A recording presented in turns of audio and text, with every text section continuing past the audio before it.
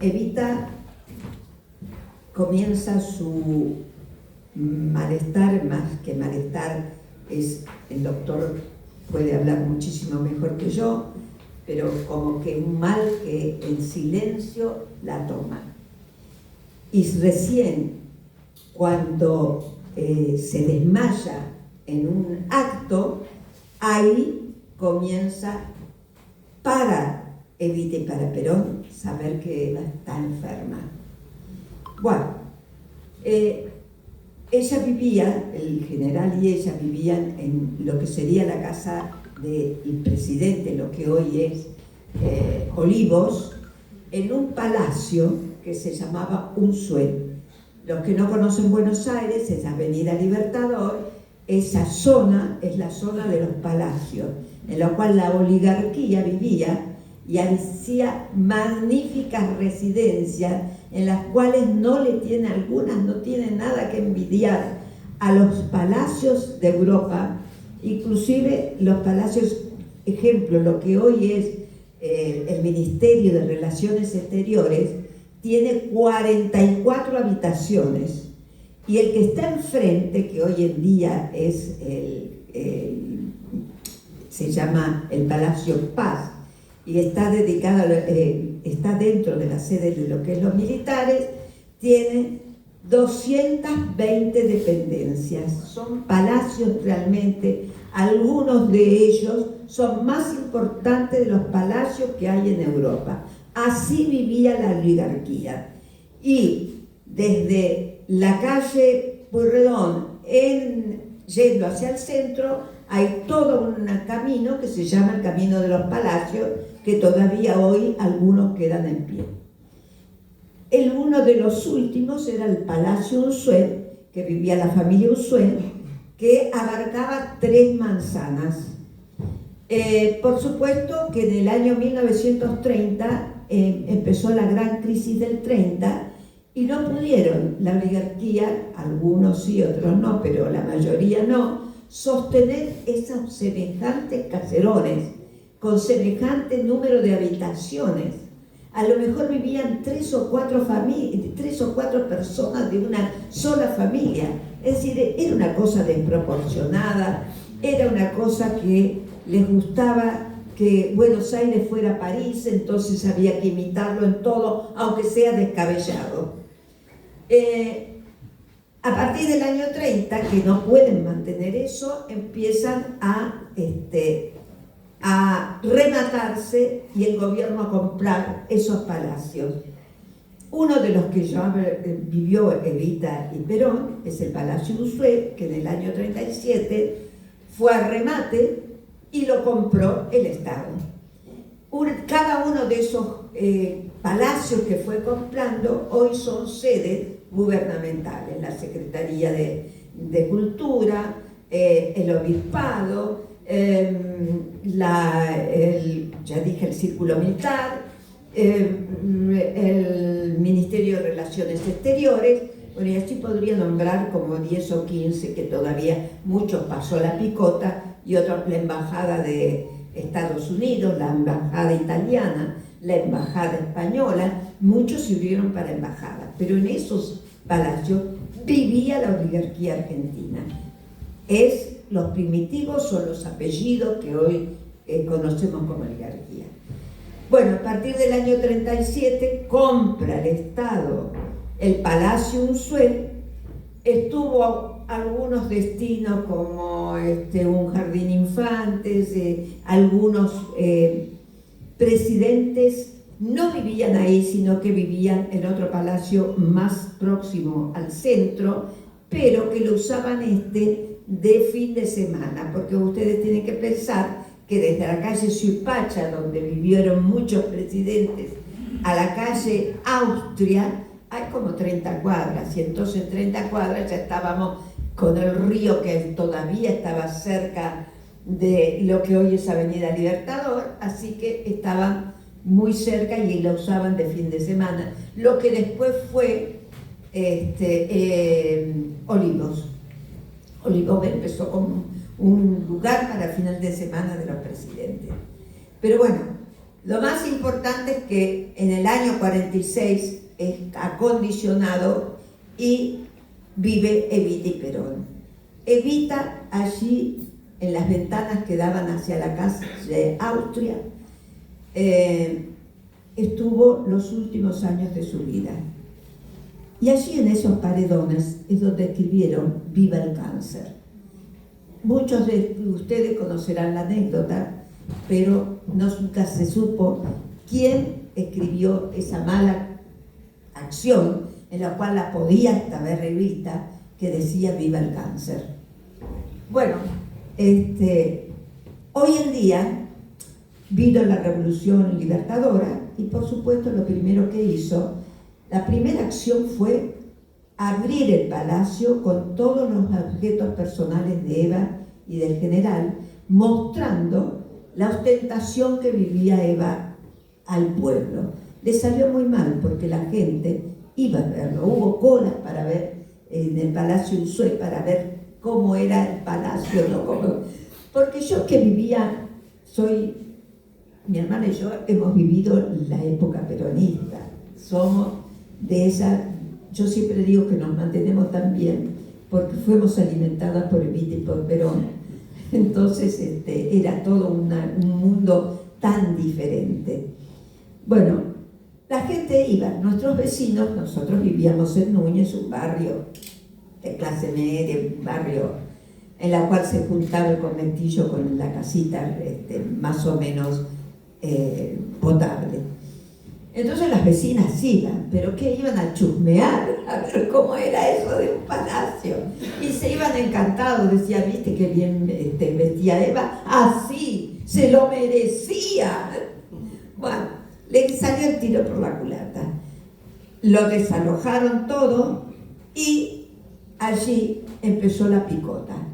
Porque la gente en las veredas, aunque Eva ya estaba muerta, iban y ponían velas y ramos de flores, como Lady Di igual.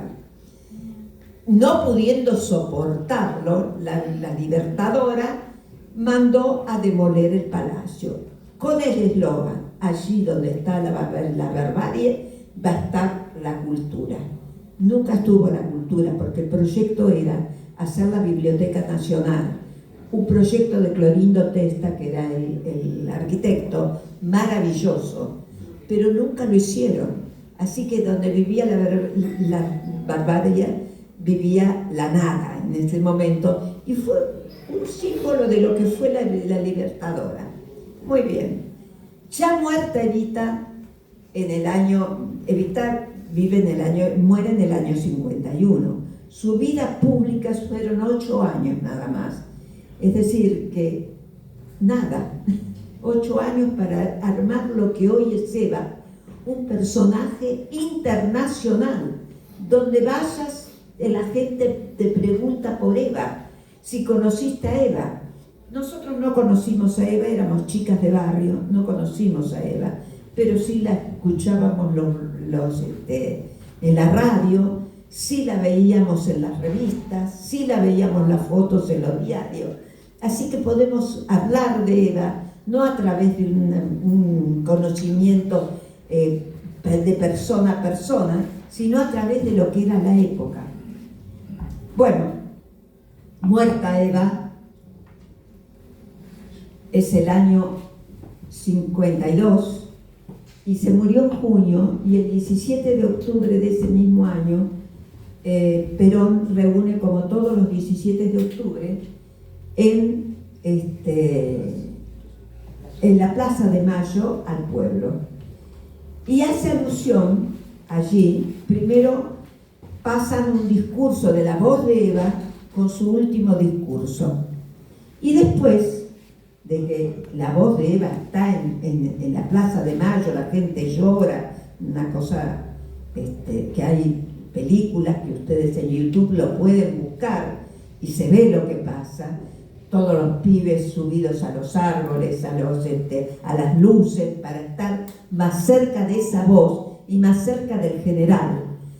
Bueno, cuando termina la voz de Eva hablando ese discurso del 1 de mayo, el general dice que durante los últimos meses, te diría de días, no meses, los últimos momentos de Eva estuvo escribiendo un mensaje al pueblo argentino, que sería más que un mensaje, la herencia que ella va a dejar para el pueblo argentino.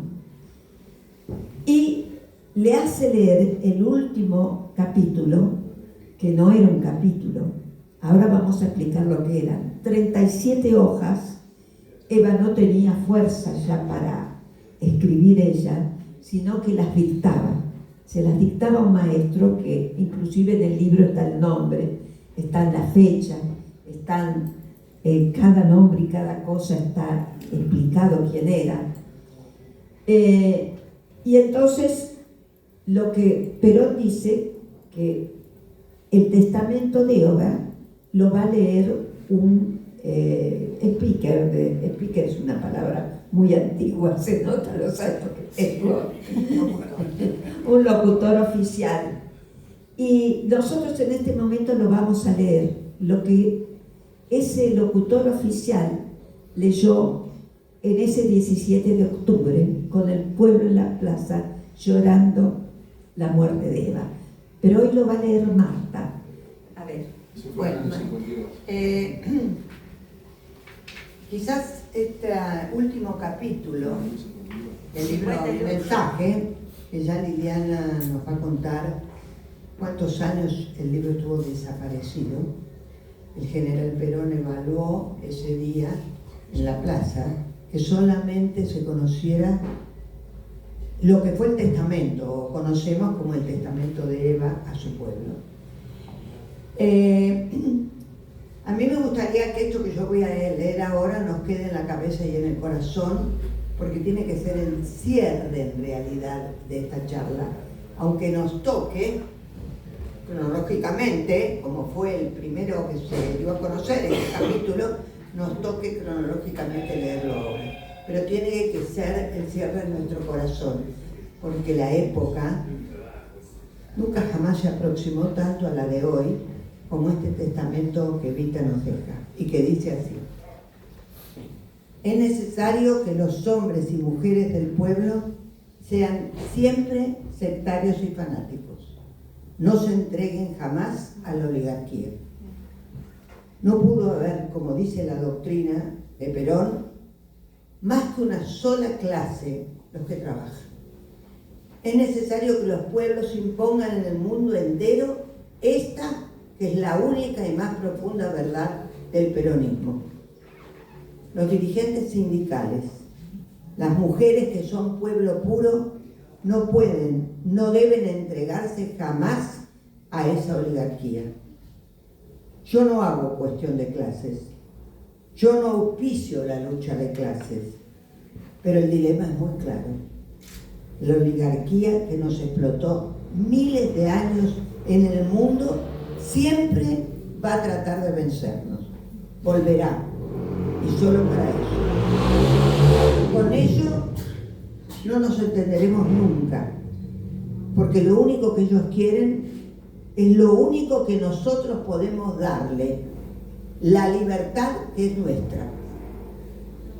Para que no haya lucha de clases, yo no creo, como los comunistas, que sea necesario matar a los oligarcas. No, porque eso sería cosa de nunca acabar, ya que una vez desaparecidos, los de ahora, tendríamos que empezar con nuestros hombres convertidos en oligarcas, porque cuidado, también los nuestros pueden ser oligarcas. En virtud de la ambición, de los honores y del dinero, a veces los nuestros también se equivocan. El camino es convertir a todos los oligarcas del mundo para que ellos también puedan ser clase y pueblo de nuestra propia raza. ¿Cómo?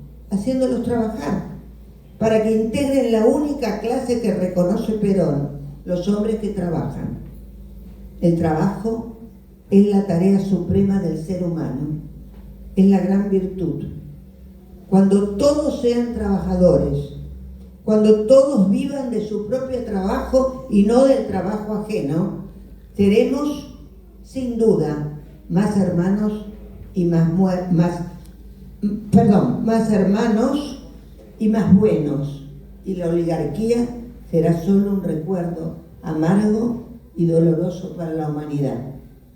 Mientras tanto, lo fundamental es que los hombres del pueblo, los de la clase trabajadora, uno a uno se prometan no entregarse a la oligarquía, ni la propia ni la de los explotadores. Todo explotador es enemigo del pueblo. La justicia exige que cada uno de nosotros sepa que su misión es derrotarlos.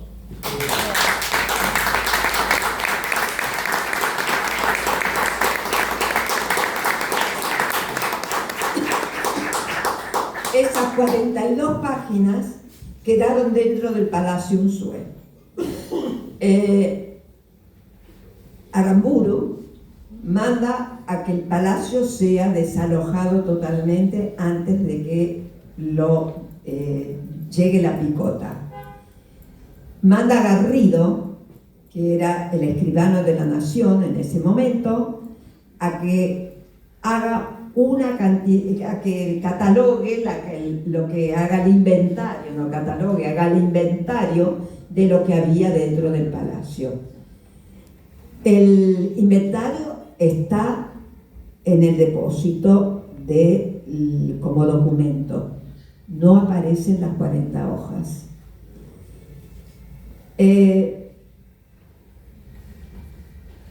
Tuvo muchos años a partir de ahí que no se sabe qué fueron de las 40 hojas que escribió o que dictó Eva.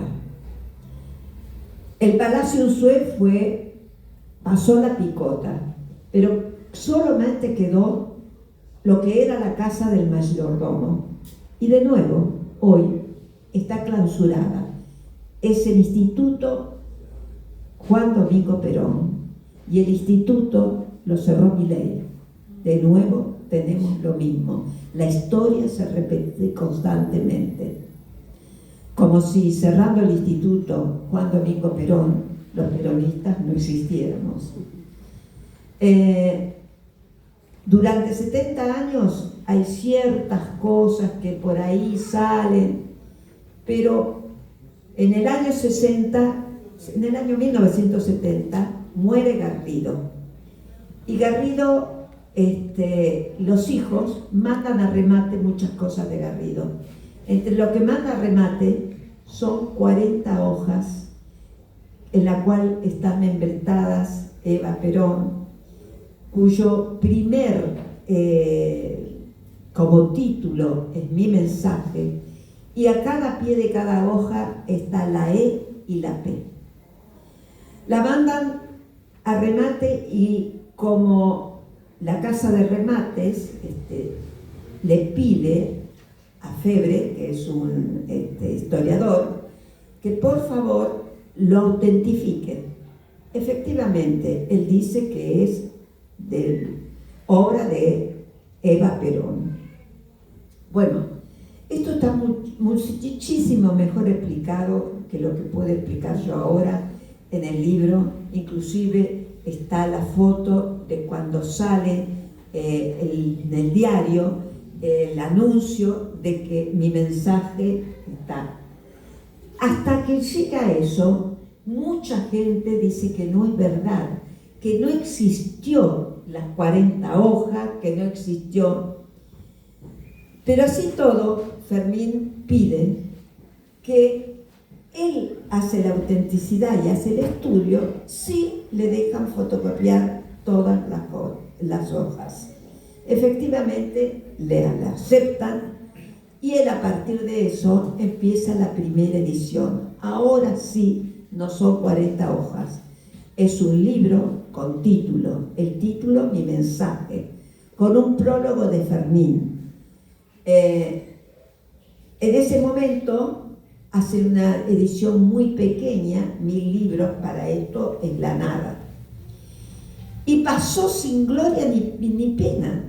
si no fuera por un caso fortuito, sube a un colectivo un vendedor ambulante, de esos que dicen no vale ni 1 peso, ni 2 pesos, ni 3 pesos, al módico precio de, en ese momento anda a saber qué plata era, en mi mensaje de Eva Perón, y así voceaba en el colectivo, y había un militante que dijo, voy a comprarlo.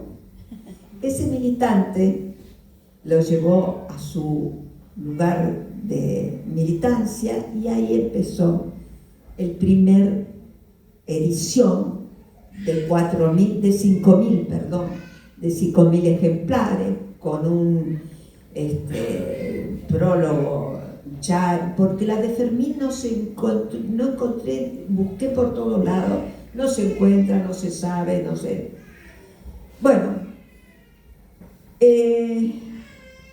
esto tuvo un destino peor que el de la soja, porque le hicieron un juicio a las hermanas de Eva, diciendo que era apócrifo, que esto no podía ser, que eso es una mentira,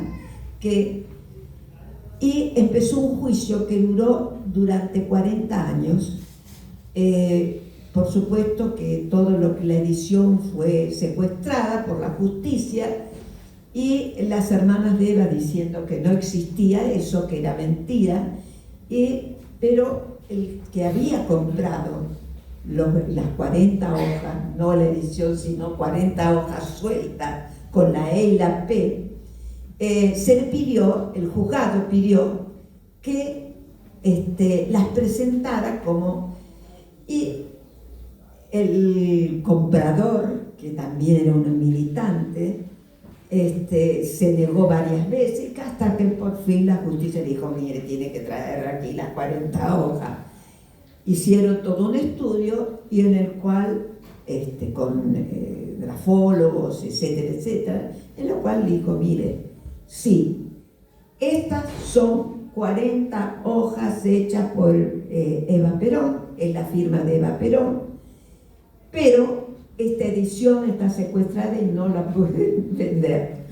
Es decir, que las hermanas de Eva se quedaron de nuevo con la posibilidad económica, que a los militantes no nos importa, pero que de nuevo no se podía hacer, porque al ser algo de Eva Perón, ellas eran las herederas, y las herederas no permitían que se hiciera, que hubiera ediciones dedicadas a esto.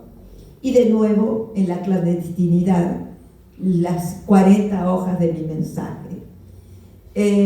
Pasaron 73 años de la muerte de Eva. Antes de eso, comenzó una como auge de Eva Perón en el mundo.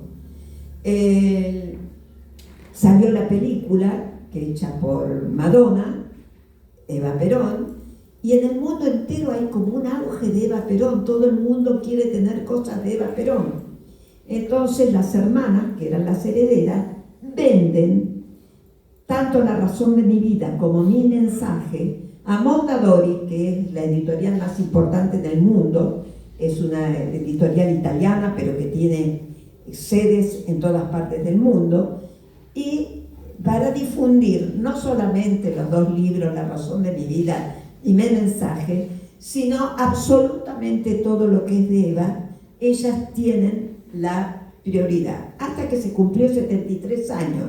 Los 73 años, cualquier expresión artística tiene libertad de poder, ya no hay derechos de autor, por lo tanto tiene la libertad de cualquiera. Y aquí comenzaron, aquí hay justamente un señor que me presentaron, en la cual me dice nosotros, ¿por qué no me dan su testimonio a todo el mundo?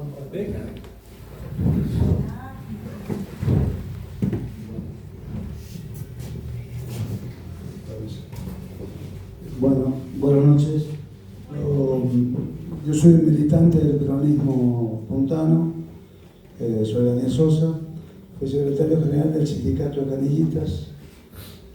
Tuvimos en el año 87-88 UPCN hace una recuperación de una edición del libro Mi Mensaje y empezamos a coordinar conjuntamente con los kioscos de diario y revista de la provincia la posibilidad de distribuirlo, porque había la distribuidora, ya en esa época las había empezado a comprar Clarín, todas las distribuidoras de Argentina, en San Luis estaba Dafra, no sé si lo conoces, vive acá en Mercedes, el pollo Dafra, la familia Dafra tenía la distribuidora.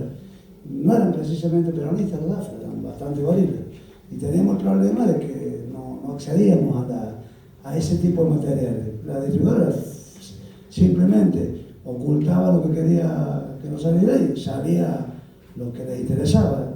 Es así. El fraude mediático que tenemos nosotros no empezó con TN o con América o con Canal 13. Empezó hace ya varios años. Y ahí es que con los compañeros del sindicato canillita de toda la provincia nos pusimos de acuerdo y hicimos un acuerdo con los para traer el libro en cantidades y fijamos un precio de testigo. Supongamos que sea hoy $1.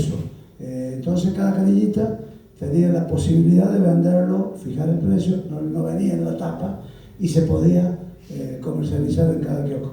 Y en la provincia de San Luis nosotros hicimos toda la tarea, nos dimos a la posibilidad de hablar con compañeros de la historia, que los conocemos todos. Hoy me abracé como una rica, así una bocha que no te veía, y me agradó mucho volver a saludarte.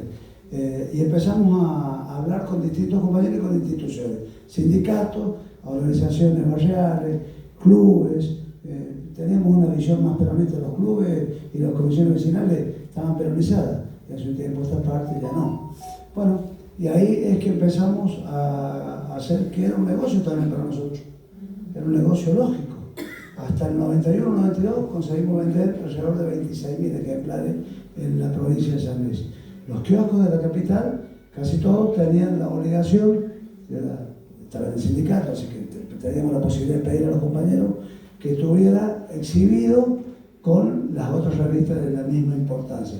Porque algunos kioscos de Capital Federal lo hacían, algunos que eran vinculados al PC lo sacaban y lo escondían y ponían sus publicaciones, porque era así la cuestión. Entonces, esa tarea, que para nosotros fue extraordinaria, nos permitió que una obra de arte extraordinaria, ese legado revolucionario de Evita, pudiera llegar a compañeros y compañeras que de otra forma no lo hubieran podido conocer, porque prácticamente hay un ocultamiento también dentro de la discusión de las ideas de Perón y de Evita. Por ahí nos parece que hay demasiados antiperonistas dentro del Partido Justicialista y eso nos jode un poco la vida. Bueno, eso lo quería contar, compañeras y compañeros. Muchas gracias. Me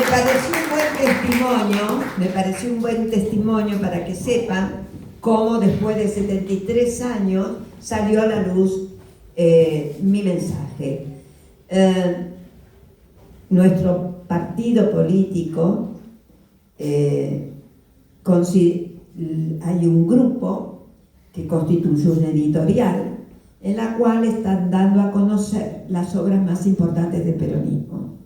Todas están prologadas por distintas personas y bueno, a mí como escribo, soy la ghostwriter, me dijeron, bueno, y a mí me pareció que lo que podía, y además soy de la rama femenina, a mí me parece más importante que la ghostwriter, entonces me pareció que dar a conocer este proceso de lo que pasó con la obra de Mi Mensaje era más importante porque se volvía a repetir cuestiones que hacen como el ocultamiento, como fue el ocultamiento del cadáver de Evita, como cosas de un misterio que hacen que se oculten cosas del peronismo. Entonces, me pareció más importante dar a conocer esto, que tuve que estudiar bastante para hacerlo, porque está fechado, está con quiénes son, cómo fueron. Aquí yo conté más o menos un zafarrancho de lo que era, ¿no? Pero ahí está, porque escribo mejor que hablo. Entonces acá está, punto por punto, en el año 70 y pico, en el diario tanto salió un aviso, y además fotografiado los avisos del diario La Nación del remate. Así que están quién lo compró, nombre, apellido, cómo, por qué después lo oculta, porque sigue ocultándole. El que compró las 40 hojas se le vino en contra porque se cumplieron los 73 años. Además, me fui a la casa de estos personajes, les hice un interview, algunos no quisieron porque 73 años que tenían los originales y no siguen sin darlo a conocer. Bueno, entonces todo eso lo van a poder ver muchísimo o leer muchísimo más en el libro que yo contárselo, porque aparte es un plomo que yo cuente todas estas cosas. Bueno, yo quiero que ahora nuestra diputada cierre esto, que lo va a hacer desde el punto de ideología de lo que es, lo va a hacer mejor que yo. Perdón un minuto. A mí me impacta tanto el final, el misterio que sigue ocurriendo, que le voy a enmendar la plana a mi hermana y le voy a contar, porque es un compañero nuestro, mío, y de un militante de Principios y Valores con el cual milité cuando era chiquita. No era Principios y Valores, pero era nuestro lugar de militancia. Los originales aparecieron de nuevo en un remate del Banco Nación. Los había comprado alguien que se murió y dejó de pagar, y entonces el Banco Nación mandó a remate el material. Y aparecieron de nuevo los originales de mi mensaje. Que vengas a ver por qué extraña razón que tenemos que pensar, ha resuelto ese original, quizás desde el espíritu de Evita, que va a seguir circulando de esta manera con el pueblo argentino. Lo que dicen ya está acá, pero el original no. El original fue a remate una vez más. Yo pertenecía cuando era muy joven a una organización que ya no está y no tiene que estar, o sea que es parte del movimiento, como lo fue, que se llamaba Guardia de Hierro. Sí. Cuando leen a algún compañero qué bienes va a haber en el remate, porque eran bienes del general y de Evita, encuentra los originales de mi mensaje. Y la organización, que aún existía en ese momento, resuelve hacer una colecta interna y sin decir nada, ir al remate a comprarlos. Y los compró un compañero que está vivo, vive en la provincia de Buenos Aires, y a quien Liliana entrevistó. Yo lo llamé y le dije, recibí a Liliana, ¿dónde están los originales? Los tiene él. Y los quiere seguir teniendo él, porque ahí le ofertamos. Claro, yo también entiendo, porque ¿quién es el dueño? Es como el mensaje final. El único dueño es el pueblo. Entonces, ¿qué hace? ¿Dónde los tira? Seguirá así, en el seno del pueblo, que lo protege de una manera anónima. En ese momento todavía no se había publicado nunca y se pensó en publicarlo. Entonces esta organización a la cual pertenecía hizo una reunión también misteriosa y blindada para resolver si había que publicarlo. Todavía no existía ninguno publicado. Y el motivo por el cual se podía evaluar que no era que el general Perón, que fue el que recibió el original primero, él resolvió que no se publicara. Resolvió que solamente se diera a conocer las últimas páginas, que son el testamento. Yo no les voy a contar por qué en esa reunión resolvimos que el peronismo debía custodiarlo y no publicarlo en ese momento. Cada uno de nosotros tendrá que leer el libro o tendrá que leer mi mensaje de alguna otra manera, porque si no parece que es un reclamo para que lo compre. Está en internet, el texto de mi mensaje está en internet. Cada uno podrá pensar y llegar a una conclusión. ¿Por qué? Mi mensaje, su original, sigue en el anonimato. ¿Qué custodiaba el general Perón y qué custodia hoy el pueblo argentino, que ha resuelto que ese original no salga, no se sepa? Todo intento hecho para que nuestro compañero, que es el dueño, lo compraba, nos lo diera y viéramos cómo entregarlo a un museo, fue inútil. Resolvió que no. Los misterios del peronismo.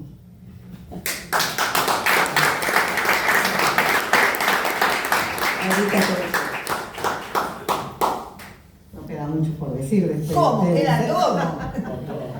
Queda mucho por hacer. Queda mucho por hacer. Queda mucho por hacer en esta hermosa y gran Argentina. Ustedes nos cuentan parte de la historia y de lo que significa mi mensaje, que es lo que Eva nos quiso dejar cuando nos deja ese legado. Y tiene mucho que ver con estos tiempos. Cada vez que pasan algunas cosas en nuestro país, como las derrotas de nuestros gobiernos,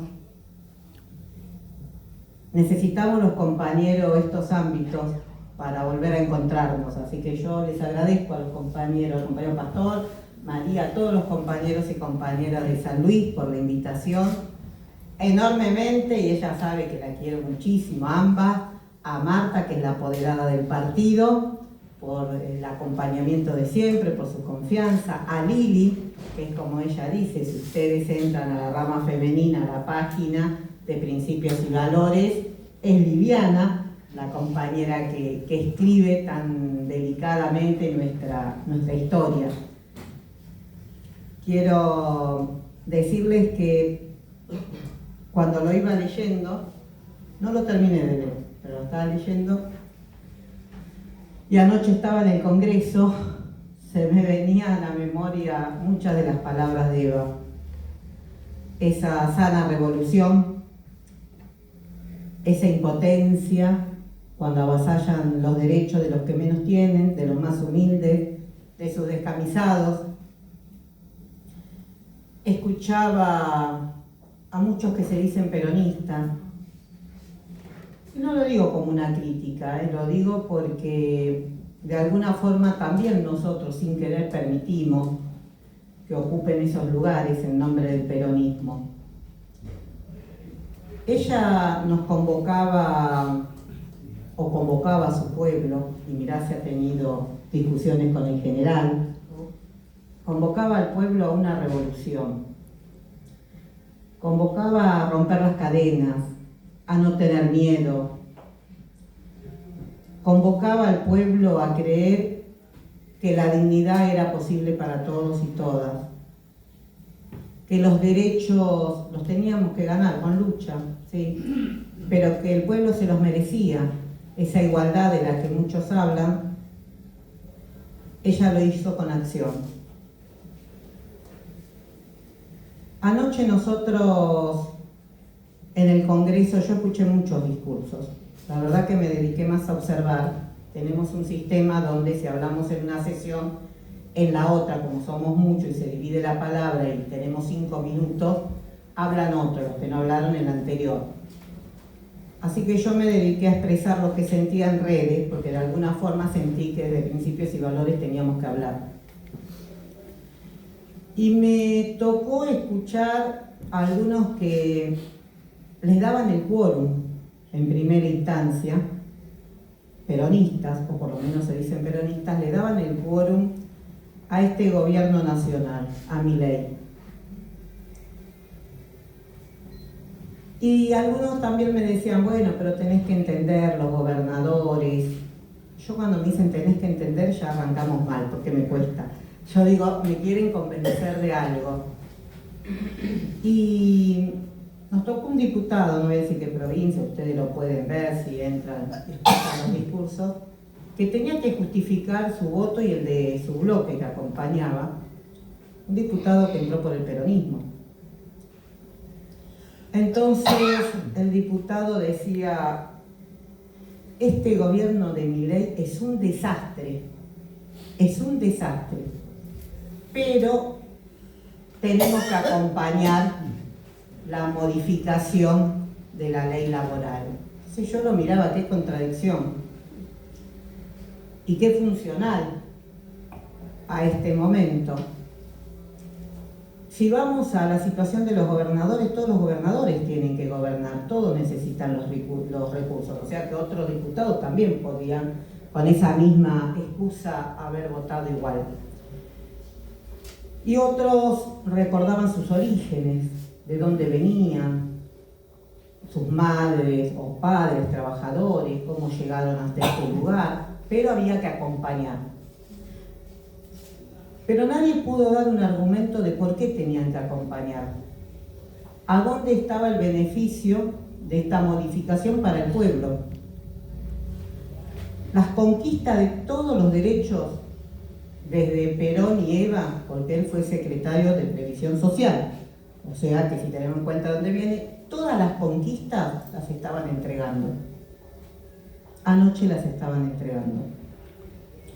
Que las entregue Milei, a mí no me asombra, porque ya lo intentó Macri, porque ya lo intentaron otros, lo intentó la Alianza en su momento y otros gobiernos. Entonces sabemos el odio que nos tienen, sabemos la intención de proscribir al peronismo como sea.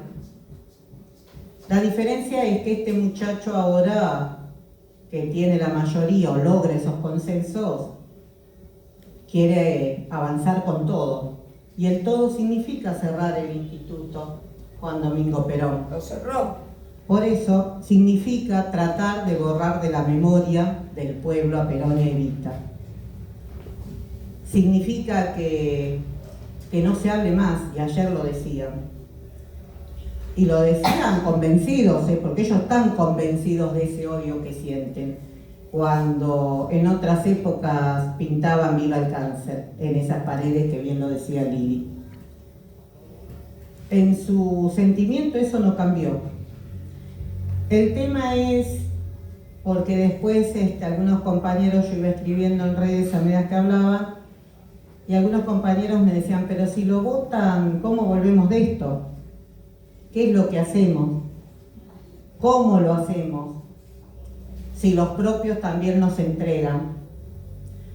Y yo les digo que lo hacemos así, juntándonos, reuniéndonos, charlando, predicando, convenciendo al otro de que esto es el peronismo. El peronismo es la familia, el peronismo es el respeto, es el amor, el peronismo es el otro, el peronismo es sentir cuando el otro está mal y es darle una mano. El peronismo es cristiano, no es muy complejo, es lo que toda familia quiere. Eso es el peronismo. Ellos vinieron a engendrar violencia y desde ese lugar hacen las políticas y las implementan. ¿Funcionales a quién? A los de afuera, a los foráneos. Nada es funcional. No son nacionalistas, no tienen intereses en la industria, como diría nuestro compañero Guillermo Moreno, no defienden la industria nacional. La ley y la modificación de anoche, porque para mí es una etapa bisagra, para muchos es más importante o menos. Porque ya pudieron, con la ley penal juvenil, probaron. Con el presupuesto de las universidades, probaron. Con el presupuesto del Garrahan también. Y ahí pudimos poner un freno. Anoche casi también se lo ponemos, en un momento se quedaron sin quórum, por 3 empanadas, diría yo. Por ir a comer se olvidaron y dejaron libre el quórum en la Cámara, y nos faltó un poquito ahí casi, pero bueno, casi se caía la sesión. No se logró, pero bueno, tampoco es el objetivo porque se convocaría otra e insistiría. Nos falta a los compañeros y a las compañeras una articulación, una conducción clara. Esto lo hablo desde el peronismo, no desde el PIB. Nosotros, si hay algo que tenemos, por suerte, que lo digo en todos lados, es una conducción, que es Guillermo Moreno. pero cuando hablamos de las distintas expresiones nos está faltando esa articulación o esa confederación de la que habla el compañero. Y cuando me preguntaban anoche, y bueno, ¿y qué hacemos? Ya lo votan, ya lo sacan. Les digo, es organizarnos. Es simplemente eso, es organizarnos. Cuidar a aquel que tiene el temor a perder el trabajo. Sabemos que en las provincias muchos viven del Estado. Esta es una realidad. Y los que la conocemos sabemos que hay que cuidar el empleo, que son momentos difíciles, pero eso no quita que nos podamos reunir en la casa de cualquier compañero y compañera. Eso es fundamental. Cuando, no sé si Marta o Lili hablaba de cómo en la historia nos fue sucediendo esto de las derrotas, yo me remito a lo más cercano, cuando nos pasó con De la Rúa. Vino el peronismo y se tuvo que hacer cargo del desastre que dejaron. Esos funcionarios hoy son funcionarios de estas gestiones. Por eso les digo que cuando hablamos de la oligarquía, de todos aquellos que odian al peronismo, hoy los tenemos en el gobierno, ¿no? Tenemos quien fue ministra en ese momento de la Rúa, que fue ministra de Macri, que es ministra de Milei, que fue ministra de Seguridad y que hoy es presidenta del bloque de los libertarios en el Senado, que es quien impulsó algunas leyes para aprobar un termómetro, de ver hasta dónde pueden avanzar. Ley penal juvenil, nosotros nunca dijimos que no estábamos de acuerdo en penas graves. Cuando hablamos de esto hablamos de violación seguida de muerte, asesinato con alevosía, algunos temas graves entendemos que hay que tomarlos desde otro lugar.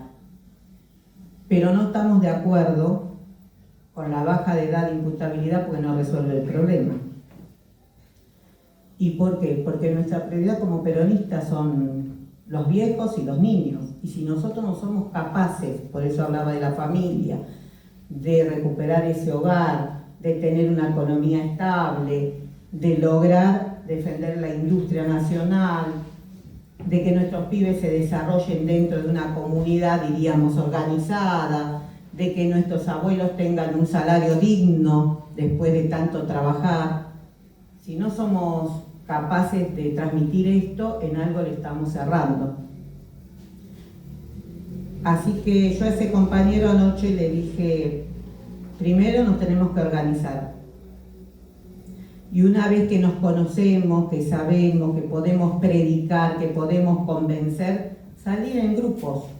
Tenemos que salir en grupos, demostrarle que como somos peronistas y parte de este hermoso movimiento, tenemos que salir en grupo y mostrar a todo el pueblo de San Luis, desde Merlo, San Luis, Mercedes, que somos capaces de volver a recuperar el gobierno, que no nos han vencido, compañeros y compañeras, no nos han vencido. Ellos quieren bajarnos la autoestima, ellos quieren terminar con la palabra peronista y nosotros la vamos a poner en todas nuestras casas. Somos orgullosamente peronistas.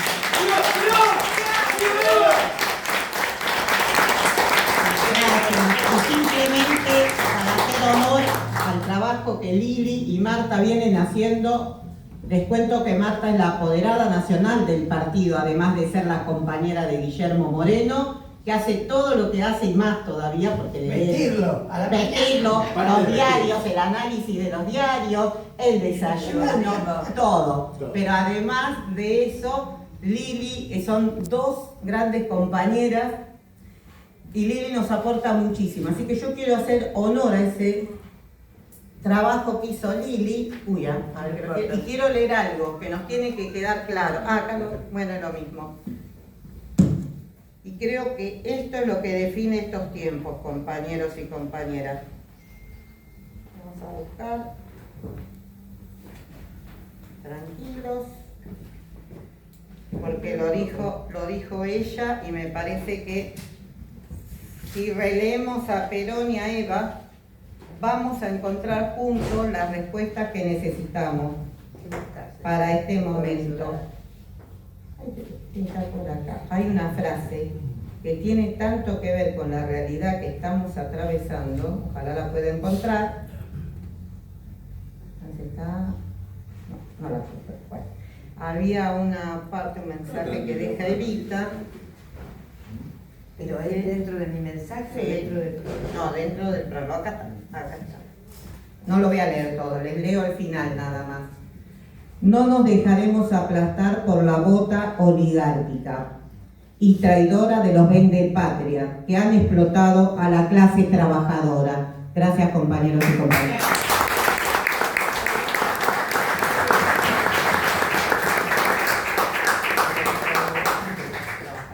Sí.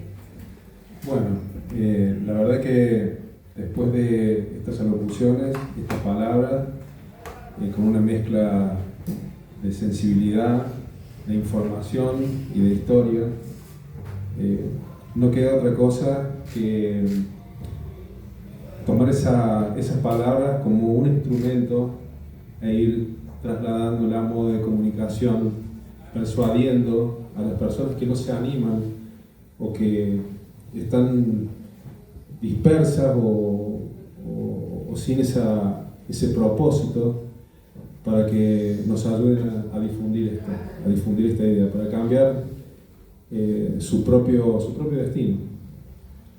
Hoy encarno en este rol, en otro lugar, lo mismo que vengo haciendo hace 30 años, que es intentar ayudar a las personas, intentar ayudar a mis vecinos, a mis hermanos, y no hay otra herramienta que el peronismo, que la justicia social.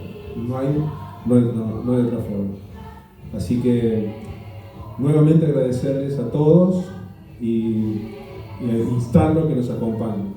Esta sede, en principio, iba a tener un nombre que todavía está bajo la supervisión de los compañeros, y yo había pensado en una vecina nuestra que se llama Amelia Podetti y que fue una filósofa, escritora, oriunda de Villa Mercedes, que fue una... Gran amiga, no sabía. Amelia era de acá, de la familia tradicional de Villa Mercedes, y que un compañero, el doctor Diego Sara, el compañero y colega, me brindó información acabada de ella, así que a mí me gustaría que fuera así, porque esto también va a tener una función cultural, no solamente social. Así que eso probablemente la inauguración formal de este lugar sea una noticia. Así que bueno, después de esta charla que tuvimos, esta alocución de estas tres damas que me acompañan, con la cual me une a partir de anoche un profundo aprecio por Marta. Bueno, yo no la conocí antes y ahora con la compañera.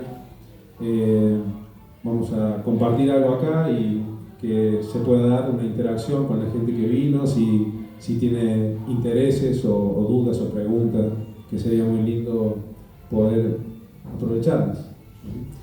Así que bueno, de nuevo, muchas gracias.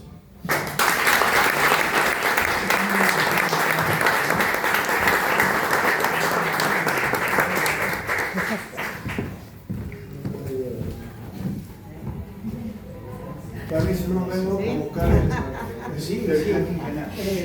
Escúchame, esto podemos presentarlo ya, que es una sorpresa, es un bonus track para todos. Me gustaría que lo podamos mostrar porque es algo que hay 4 ejemplares en el país y un poco algunos más. Pero es de Daniel Sosa. ¿Sí? venga, Va, venga bueno, Daniel. lo tiene Daniel. Esto es una sorpresa. Esta es una edición del Plan Quinquenal. Acá está el programa de la Marina Mercante, los programas de salud, los programas sociales de Argentina, y lo íbamos a ojear ahora de vuelta, porque lo hemos visto unas cuantas veces, pero ¿Está ilustrado? Sí, es ilustrado, es desde el año 50. del centenario de San porque Martín. lo allí en el Instituto Perón, a ver si lo hacen desaparecer, porque hay poquísimos, hay poquísimos, hay que... es desde el punto de vista de ilustración bellísimo. No, lo conozco muy bien, porque lo he revisado, porque desde el punto de vista de ilustración, primero es la ilustración de la época, y segundo, está magistralmente hecha, así que tiene doble o triple, muchísimo más, mérito. Primero, el haber guardado eso realmente. Segundo, que lo que fue el plan quinquenal, que hubo dos planes quinquenales. ¿Este es el primero o el segundo? El segundo. De 1950. Sí. Y tercero, lo bien ilustrado que está, no sé, yo busqué a ver quiénes habían sido los ilustradores, porque realmente es magistral. Bueno, nada más que eso.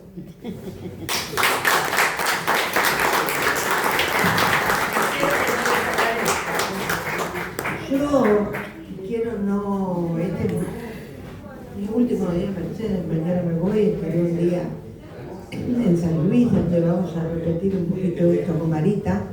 No me quiero ir de San Luis sin agradecer especialmente, por supuesto, a María del Carmen, este esfuerzo juntos. Lo empezamos en el 23, no éramos nadie. Ya estaba con nosotros Fernando, ya estaba con nosotros María del Carmen. Yo también recién lo conocí anoche. A él le queda una tarea terriblemente ardua. Él tiene que terminar el partido desde su faz jurídico-conceptual, donde yo voy a acompañar, por supuesto, y a su vez tiene que hacer una campaña de una entrega brutal, porque proponerse hoy, yo me animo y lo hago y me postulo como gobernador, es extraordinario.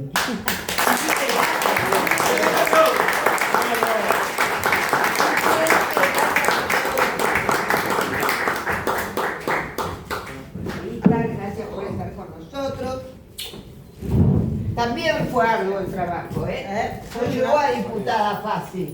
Ya le voy a contar la historia. Gracias, ahora sigue Evita Capitana, ¿no? Evita Capitana.